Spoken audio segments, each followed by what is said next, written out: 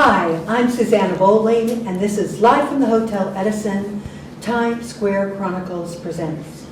Climate change is one of the biggest concerns on this planet, and it should be, because our summers are no longer our summers, our winters are no longer our winters, and fall and spring, what happened to them? Today we are with Rishi Varma, who has written a new play called Sulfer Bottom. It's opening up at the Theater Center on August 30th, right? 20th, okay. And it starts previews on the 13th. We're with Sulfer Bottom. Rishi, what made you write this play? Yeah, so I started writing a couple years ago, and I would say climate change is a big issue, but particularly environmental justice. So it's not just the way climate's changing or the pollution caused by industry, but it's how that disproportionately affects certain communities and certain people, and how we live with that over generations. And that was really interesting and important to me. And I also love animals and the way that animals get into the world and the way they interact with industry. So that's why there's a whale in this play. There's a whale. There's a whale. I love it. Moby Dick. Exactly. Is this your first play? This is my off-Broadway debut, my New York stage debut. What had you written before? I'd written a couple pieces that really only saw college stage back at Northwestern, and this I started at the end of my time there, and 3 years later we got this one. How did you get this produced? Because that's really difficult. Yeah, I mean, I have to definitely thank the Theater Center for all their help in trying to figure out how we could make this work on a smaller budget with 2 shows a week to really be able to put this on the stage. And, you know, the people around us that were helping us by donating money and investing in this project to get us to a point where we could do that. But that was the fundamentally biggest challenge of getting this on the stage, was getting. So did you have a GoFundMe? GoFundMe, we did a reading of the play, which really helped get producers, and actually one of our cast members here was in that reading. But that really helped us get people interested and wanting to give to the show and to invest in this, you know, small budget off-Broadway production. So how did you get it to Kathy Russell and the Theater Center? Because this is unheard of. Yeah, Kathy's been the best. We were looking for a general manager, and a general manager kind of runs the production elements of the show, and they were very, very, very difficult to get because they would charge pretty much our entire budget for one GM. And I was calling a bunch of places, and Kathy was like, we don't do that. We want to help people and bring shows to life, and recommended the structure of doing 2 shows a week, alternating with the shows that the Theater Center already has. And she came on as our general manager officially in the production, and has really been, I don't know, I was running out of ideas on how to get this produced. So without her in the Theater Center, I don't think we'd be going on stage next month. No, I know Kathy Russell really well. As a matter of fact, she was on our show, and I worked for her when I first came to the city, so I've known her for like 30 years. She's terrific. She's fabulous. Yes. Introduce your cast members. Yes. Next to me, I have Joya Dominique, who's playing Melissa. Hi. And then I have Kevin Richard Best, who is playing Sir Cavan. And we can pass. Are you in good contact with the whale? I am, but I don't want to get into specifics. All I can say is he's got something to do with the whale. Joya, tell us about your character and what it does in the play. My character's name is Melissa. So our characters are actually brother and sister, and she is kind of this like whirlwind of a human who is serving as like the matriarch of the home. She is kind of trying to like maintain a lot of balance while also kind of causing her own gulp of chaos. But she, without like giving away too many things, she kind of takes part in like the inciting incident that like gets us to the end of the show, the reason that the climate not the reason, but like as a part of the reason that like the climate change or that the pollution that comes to the town happens. I'm trying to be as vague as I possibly can. Yeah, but we're trying to get people to want to come. I know. I'm like, how do I say too much without saying too much? Vague doesn't help. Oh, I can ease it.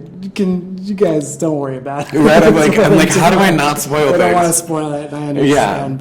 Yeah, but without saying too much, my character kind of signs something and like it makes a deal with somebody in order to bring some pollution into the town, and it causes a kind of a ripple effect that you see throughout the show. Sir. Yes. My character, Sir Kevin, basically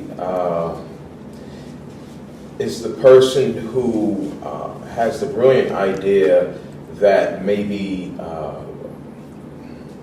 a change to the community will bring some great fortune to him and his family.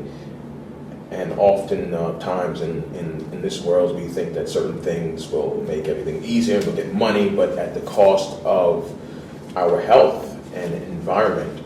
And so my character represents that willingness to kind of just go with it and see what happens.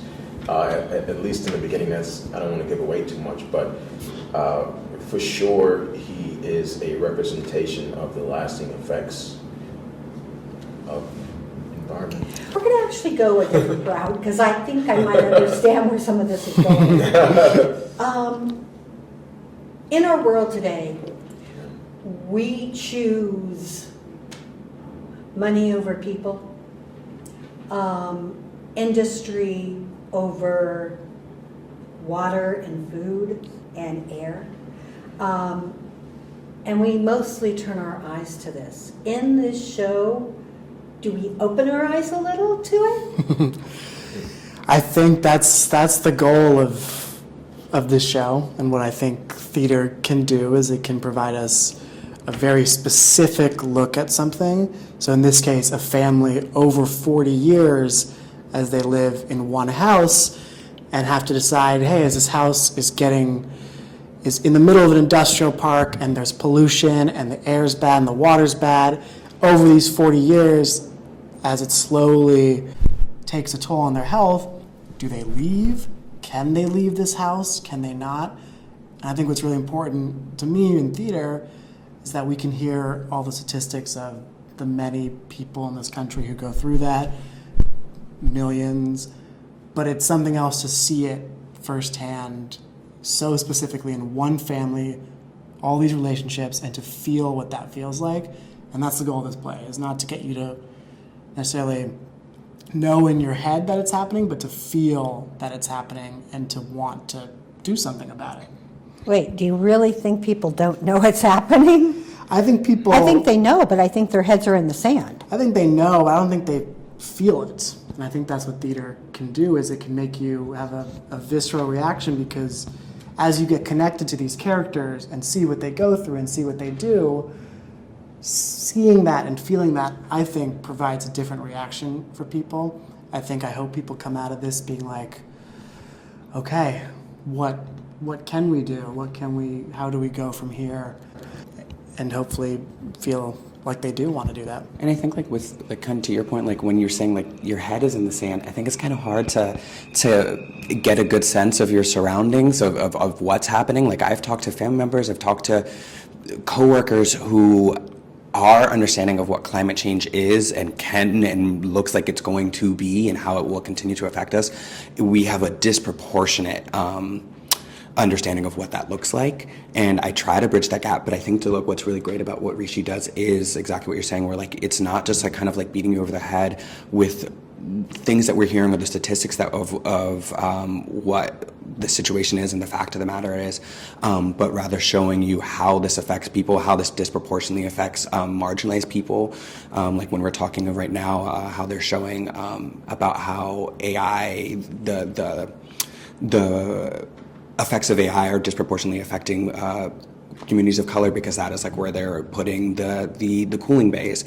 So I think like talking about this without like naming it, like we have an entire cast of color, but we never talk about the fact, like that's not talked about, where there's no like moment where we're just like, oh, this black family is going through this is a family, we all happen to be black, and like through that hopefully you can see how these things are affecting these communities and also just like kind of affecting humans as a whole, is what I like about the show, at least.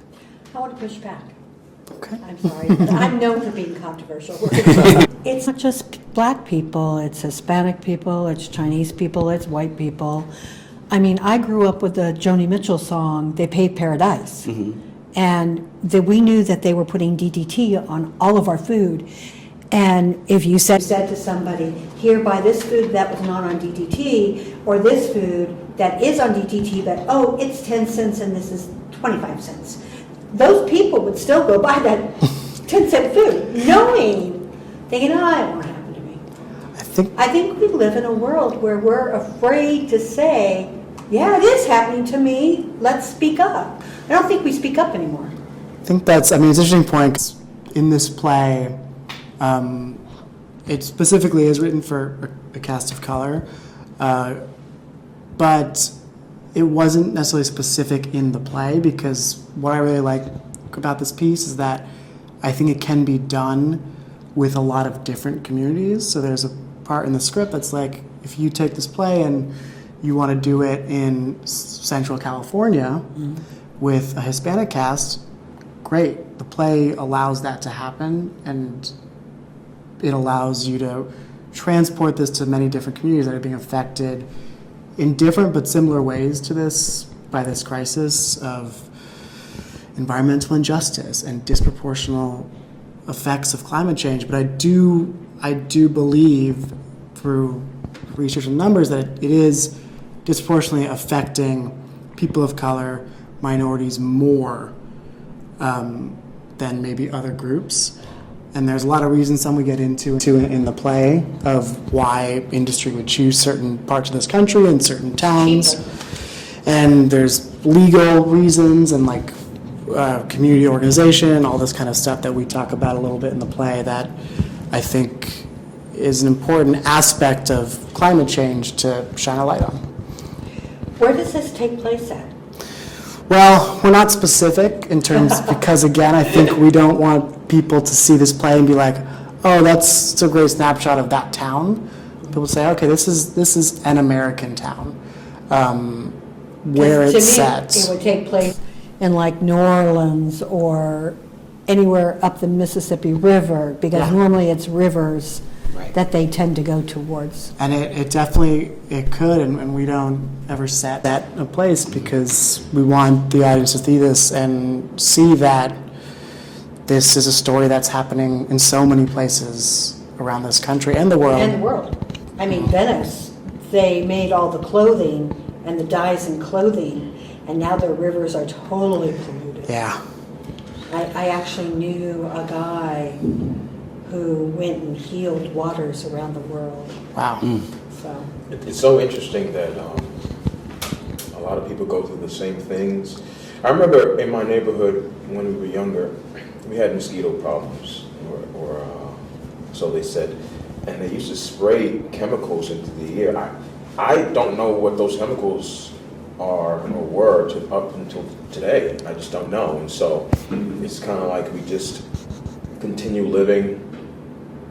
And a lot of us feel like we can't do something. So hopefully this play will galvanize people to say, hey, we're all going through this. Let's do something about this. what would you like from each of you? What would you like the audiences to take away from this play? What would you like to see them do? Wow. Anyone can answer. I'm curious, what do you think? I feel like my big thing is, I think what I would like to see audience do is like create some sort of community, or to dive into their community in a way that more directly allows them to affect change.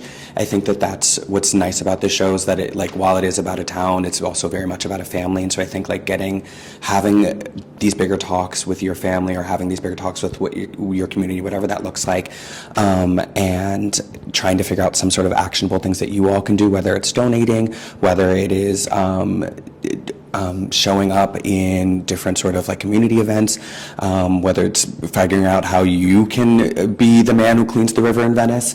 I think that, like, it's starting within your community and kind of like creating actionable steps is like what I would hope people can do, or just like to start to have the conversation about what it is that you can do within your group. I would love that people take away that they have the power to create change, and that their action or inaction will affect generations down the line. And so they have a big job to actually do something about the environment, and not just kind of just throw it to the wayside, so to speak. Yeah, I definitely want people to, when we were doing the writing of this play and then doing the rewriting of this play, it was really important that people leave this play. Yes, it's a drama. There are some jokes, though. It's not. Okay. There are funny moments. There are lots of funny moments. So, but it's a drama, and it's people going through a lot of hard times. But without giving away the ending, I don't want people to leave just feeling hopeless about this. I think there are moments of a lot of hope in this show, and moments of joy. And I would love if audiences leave being like, okay, there are real issues here, but there still is a path forward. And that's what I'm looking for. Will you have information out there for them? Yes. Good. Yes, lots No, of because it information. really annoys me when people do a play that has something to say, and then they don't do anything about it. Subs drove me crazy. Yes. No, seriously. I'm with you. You're also partnering. Can you tell me a little bit about that? Yeah, so we are an official event of New York City Climate Week of 2025. Climate Week is it's a really big New York City event where they have hundreds of events across the city that they promote and have people go to. It coincides with when the UN's here, so there's leaders here to talk to, and that's intentional because they want climate change to be at the center of the docket and have these leaders thinking about this the whole time. And thousands of people come or in the city who go to many events, and they're all about solutions and ways forward. So we are an official event at the end of September. We have 4 special Climate Week shows, September 20th, 24th, 28th, and October 1st. And for all those shows, we're going to have either a talk back or some sort of reception or a pre-show gathering where you can learn from organizations that we're partnering with directly about the crisis. You can donate, you can ask questions, and we're going to have a couple of those events throughout those 4 shows. So I encourage people to come to those as well. I wasn't about the UN because of your play. I was because if you're a New Yorker and you live here during that week, it's so hell. fun. You can't get anywhere. Everything is blocked, which reminds me, I have to go renew my press pass. Yes. But, I'm going to let you have the last word. When is your play playing, and what would you like anyone to know? We are playing at the Theater Center, which is on 50th and Broadway, and we open August 20th. Our first preview is August 13th. We play Wednesday night at 7:30, Saturdays at 1 p.m. Come see the show. I think it's going to be a really cool experience that you'll get to enjoy. Again, want to reiterate, there are jokes in the show. I promise I'll tell at least one. Yes, her character particularly is a very funny character. So come have an experience. I think you'll have a really great time. And come talk to us after the show. We'll be around. Climate change is something everyone should be concerned about, and there's finally a play that's really talking about it. I am so grateful to my guests today from Sulfer Bottom. Go see this play. We're looking forward to making a change and making a difference. I would like to thank Magda Katz for filming us and making us look and sound good.